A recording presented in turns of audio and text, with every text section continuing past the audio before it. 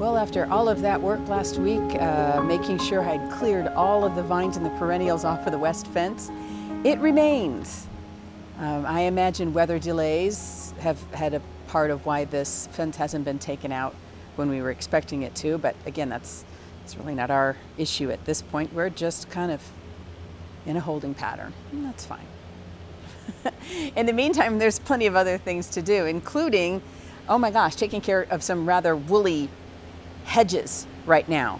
Hi everybody, I'm Lori, your Milkweeds and Roses gardener, outside working, apparently with everyone else who's also outside gardening on this unusually lovely July day. I mean, it's mostly overcast, but we have much cooler weather now after we had another huge front blow through here and drop 4 inches of rain.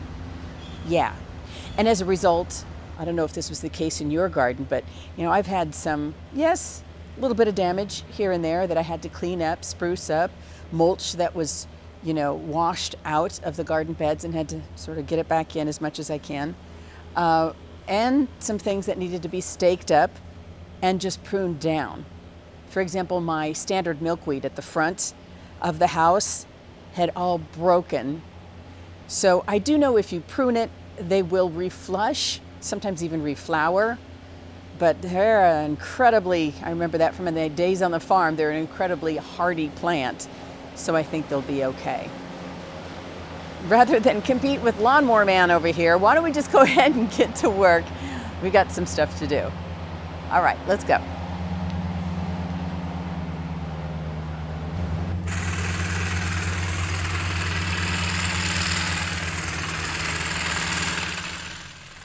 This work goes a lot faster when you have a battery-operated automatic trimmer. It's just a small little Ryobi. My husband picked this up, I don't know where, probably at Lowe's or something. So what we like about it is it has rechargeable batteries, and the batteries fit all the different types, whether it's a little car handheld vacuum or the same charger or the different sort of size might work for the leaf blower. There's another attachment on this that is a bigger attachment for trimming the shrubs, but frankly, I kind of like smaller scale trimmers. They seem a little more manageable, especially with one hand. If you've got carpal tunnel, you guys know what I'm talking about. But anyway, this is more manageable to me. So just trimming off the strays. And the main thing here is to make sure that all of the little birds have completed their fledgings. So there aren't any more birds in there waiting to leave the nest, because that would be so disruptive. It might actually kill them, in fact. So it's best to just wait till all of the wildlife has left this shrub. I do get a lot of little critters that like to take cover in here when the red-tailed hawk comes and hunts the backyard. So yeah, making sure there's no birds in here first. That's the first order of the day. It is kind of comforting and meditative to trim this up. Now, long ago when we moved in, and I think it wasn't done purposefully, but these shrubs need to be pruned, frankly, in a different shape. They need to be smaller on the top and wider on the bottom. But I think what's happened over the course of the 30 years or so that they've been in here, and we've been in our house like maybe, 15 or so, winter, and the rabbits that live under the shrubs in the winter prune the bottoms of these shrubs. They eat the bottoms. You can see where the snow goes up to in the winter, and the rabbits nestle under there and eat what they can sometimes. So that has left the bare legs under these shrubs. So I try when I do prune them, and I just am very conservative with the pruning.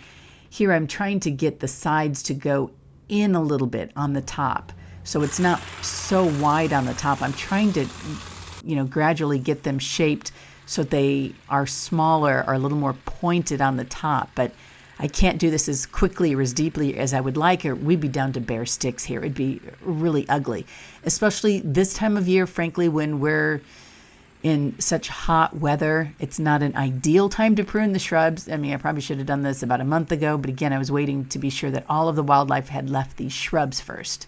So once I've got that done, then it's going pretty well. I don't have a problem with it.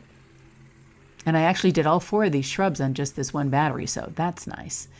And then the next stage is to get the leaf blower out. Now, I used to do this stuff by hand, but again, that took forever.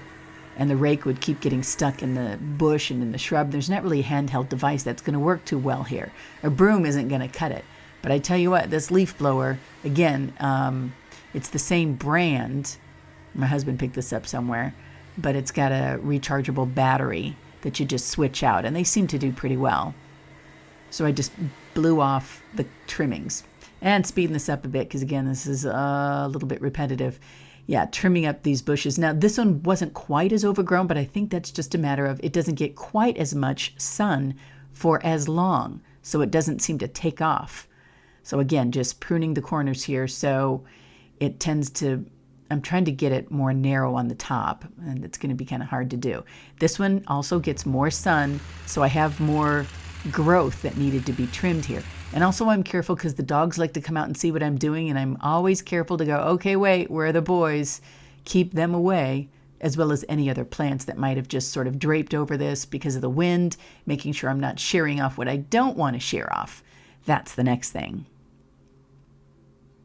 And the leaf blower, cleaning it up. I do notice there are a couple of pockets of some dead stems with some brown needles in this, so I'll keep an eye on that and just kind of see how it goes. Fairly easy work here. I probably finished all 4 of these shrubs, including blowing them off and cleaning up the debris, probably in an hour, and that's not bad.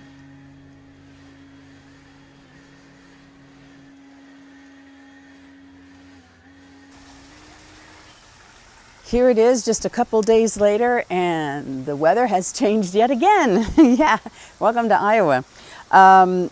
So it is 97% humidity outside right now. That's why it looks kind of foggy, I think. And there actually is heavy fog. But it's probably no time like the present to plant the 3 hydrangeas that I just got. These are Let's Dance Skyview. I don't know if you could see that. I just ordered them from Proven Winners. Good genetics, and we'll see actually how they do. Now, what I had in mind for these in particular was the area back in the hosta garden, the area in the hosta garden that has one that took a while to bloom. It's not this variety, but instead of just varying shades of green, which I do love, it'd be nice to have a little more color woven in where I can. Now, that's not easy to do in a shade to mostly shady garden. But hydrangeas, I do know from the ones I've transplanted back there, love the moisture that's back there. And I know the Annabelles, a very old variety, as we've established, they appreciate more shade and the moisture.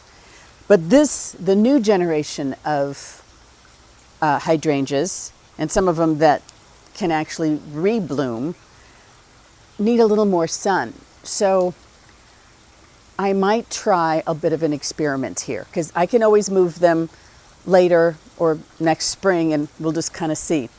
But I do get morning shades, a dappled shade in some areas of the hosta garden. Others are deep shade.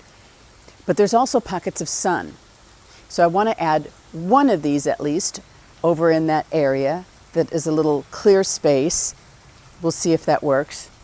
But I'd like to also try the other 2 in different locations and see which one does best. So we'll just kind of think of it as a little bit of an experiment, shall we? Either way, they're beautiful. And if they thrive, that'll be the key. So, no time like the present. It's going to be ugly hot later today, and another string of hot days yet to come. So I have to make sure no matter where I put these that they remain well watered. Okay, so let's get to work. So this is the hosta garden. Parts of it in the front of the bed get some good morning sun. Deeper in the corner, of course, where I have lemony lace, there's some dappled sun that comes in the late afternoon, but otherwise that's much deeper shade. But what I had in mind, there's a little pocket here where I don't have some hostas, right in here. Now, you can see the full growth of drinking gourd hosta. It's not going to get any taller than that. And I believe those are also maximum size. That's a transplanted mature variety, so that's maximum size. This might get a little bit bigger, so if I do put something in there, it can't be short-statured. There's a nice pocket of rich, moist soil in there, so that's where I'm going to try Let's Dance Skyview. Now, it might sort of bring a little more pink here, which I've established with this hydrangea. I'll have to look up the variety and add it here on the screen. I don't believe it's Let's Dance. I think it's something else. It did take a long time, frankly, to bloom, and I believe that's because there isn't enough sun right there. So I do have to keep that in mind. But let's try one in this pocket here. We'll see. Let me bring you down here so you can see what this soil looks like. I pictured right here. It gets to be 3 to 4 feet tall, so that'll put it like right up here, just above the existing hosta canopy, perhaps a little taller than this one, of course. So, and it'll be pink in my garden with the soil. Now that's probably why there's nothing there. Do you see this? Is a big tree root from this, 30-year-old crabapple that's behind me.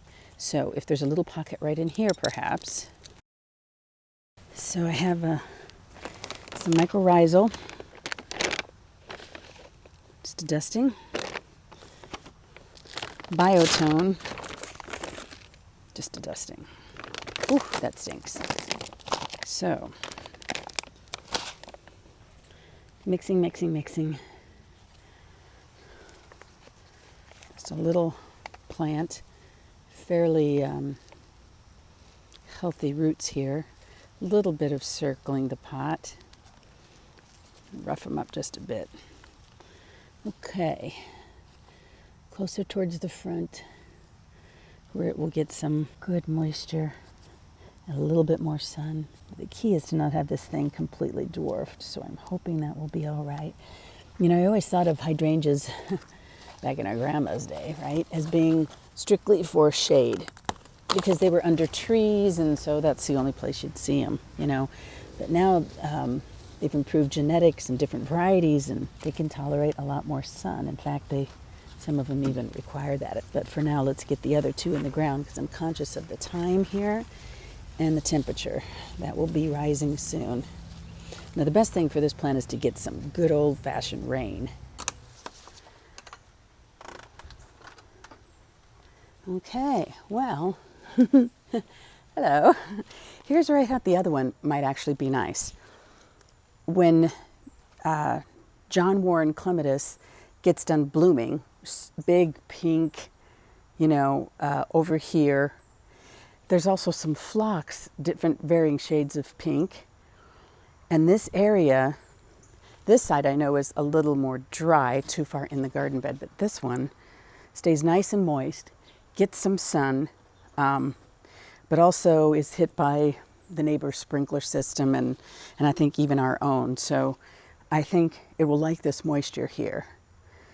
So that's the plan. Put a nice, 3 to 4 foot, not overly large, hydrangea right here, which will also serve to shade the roots of a clematis that is growing up in here, but it won't dwarf or overpower the rose that is in here, Teresa Bunet, which will have multiple flushes throughout the year. Also, I think by the time this is blooming, the spring autumn clematis will be close to blooming. Well, that's the plan in my mind anyway. Frankly, when I'm gardening, I don't necessarily have a plan. That's probably obvious. But what I do think of is maybe I approach it more as an artist, thinking of the colors that go together. And then I look at the plants that would fit that soil, that moisture, that sunlight. And then I look at, is the size going to be appropriate, or do I have to prune it? That's kind of how I approach things. So I think this color will be beautiful here. And especially if this particular, I've got a surprise lily in here coming up maybe a little bit later too. But there's an eryngium that blooms blue, which will be super pretty. I could try to amend the soil here to make the hydrangeas blue, but that's not really what I'm into, honestly. Yes, they're beautiful blue hydrangeas, but to have to artificially enhance the soil so much to keep them that way, that's kind of not what I'm into.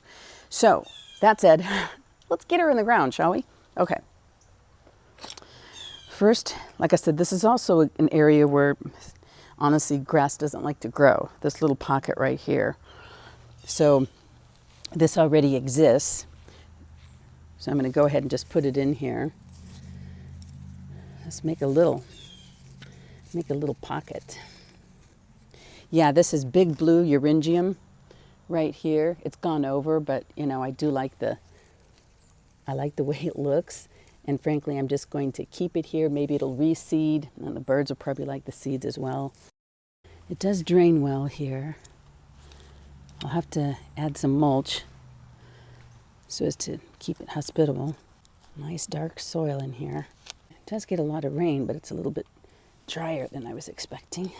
And again, this is near an area that there have been attempts made to improve drainage here. So let's get the mycorrhizal and some of the other stuff. Okay. So this is a small plant, which also helps when you're trying to put some color in an area that's fairly busy. It's almost impossible to try to get a gallon-size plant in there, but you could easily fit in a quart or something small. Should just put it in when it's young. Put some fertilizer down. Whew, that does smell. Hello. Put it back in here. And I will mulch around this. I have some mulch some mint compost mulch. And that also helps thwart aphids and other things, sawflies. So I'm going to add that in here.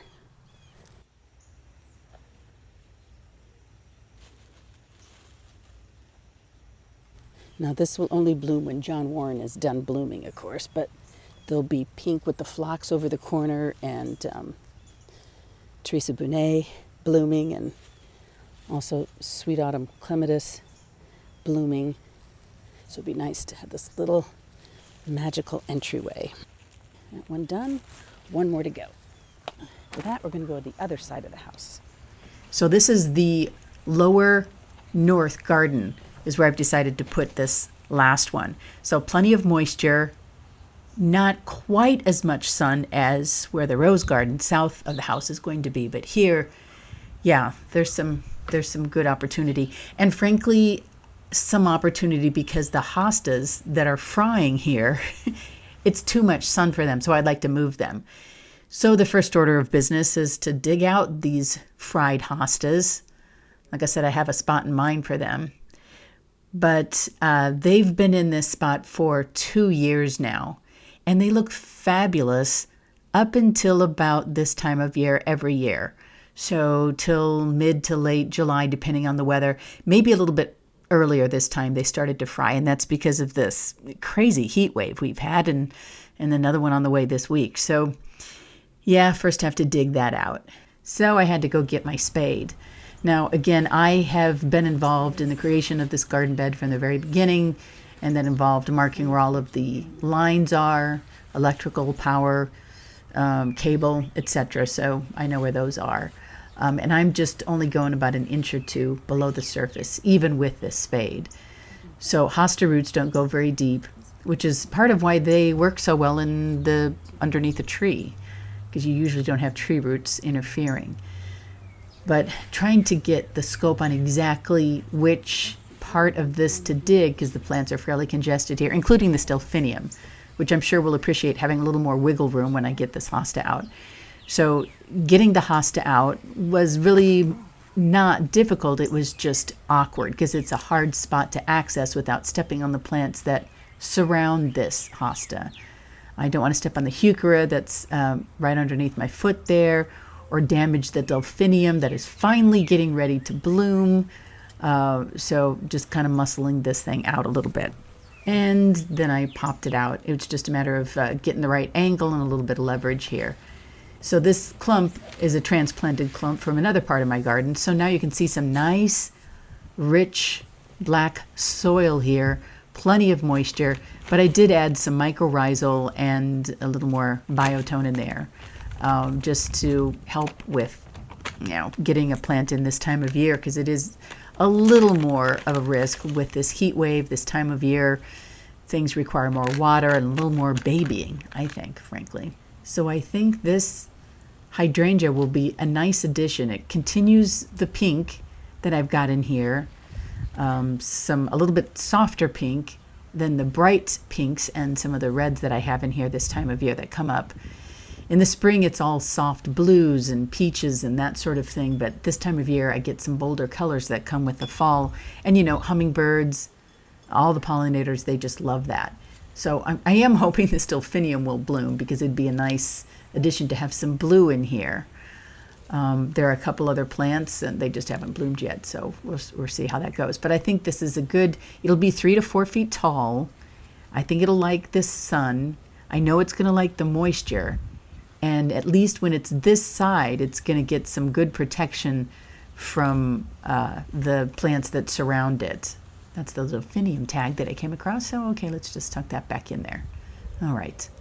So the good thing about having this much soil coverage with plants is you usually don't have as much of an issue with weeds, because weeds need, no matter what your moisture or where you've got them, they need light to germinate. So if you can block out the light with plants you want, that's even better. And there's still a little bit of that remaining, but overall, this is going to be a nice, colorful corner, the lower north garden. Can't wait for that big hibiscus in the corner to bloom. Well, she's got some buds, so any day now. Meanwhile, this is where I put the hostas that I dug up.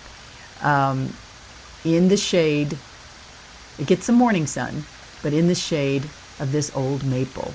I'm putting it in front of the cable box. Still easy to access, this cable box. That is what is underneath this painted cat memorial that I did.